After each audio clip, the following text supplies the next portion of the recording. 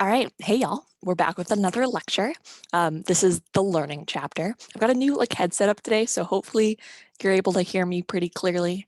One caveat about this chapter though, I'm caveating every chapter, is that there are a lot of terms in this chapter and a lot of terms that are kind of easy to confuse. So I've done my best to try to give them different examples and different color coding, but just be cautious about that and take notes as you go along because there are a lot of similar terms in this chapter.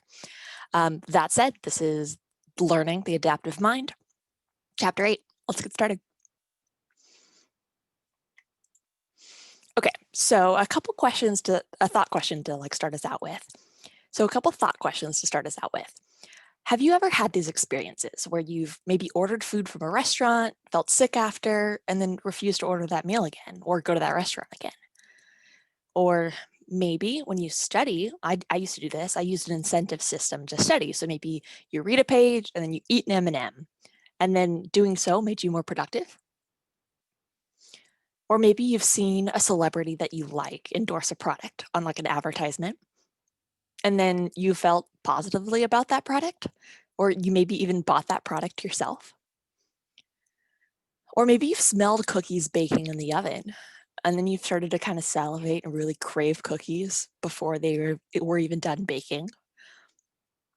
Or lastly, maybe you've ever been excited when you heard the bell ring at the end of high school, or at the end of any sort of boring class, and you were really excited to leave. So if you have, you're not alone. These are really common examples and common behaviors of how learning has seeped into our everyday lives. So these kind of examples are what we're going to talk about today. So again, a brief outline before we begin. You'll see me return back to this, but there are associative, non-associative learnings, things like that. And you'll notice there's a bunch of things that are pretty similar in terms. So pay attention carefully. Let's go. Starting off with what even learning is.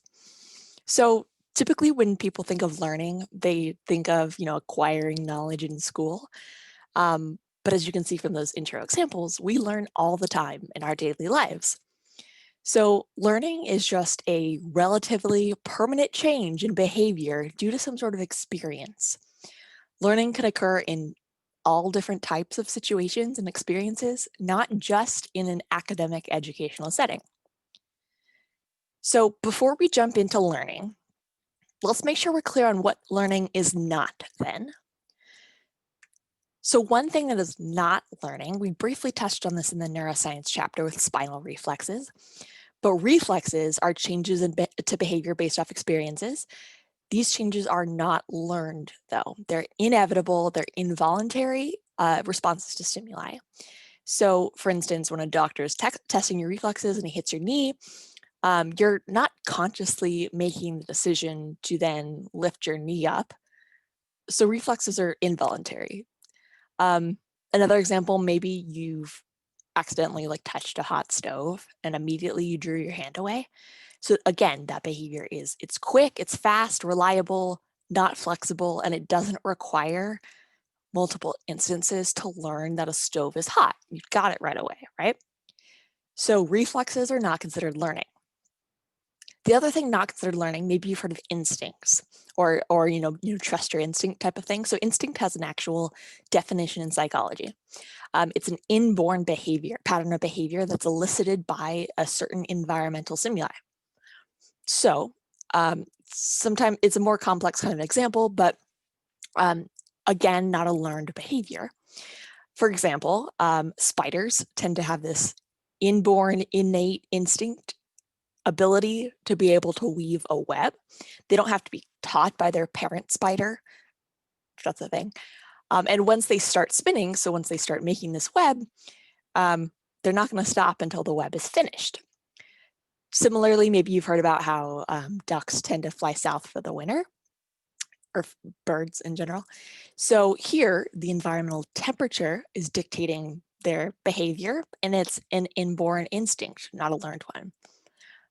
So these are examples too of how either internally inborn, you could be doing a particular behavior that's not learned, or doing an involuntary response one time quickly to a behavior that's not learned.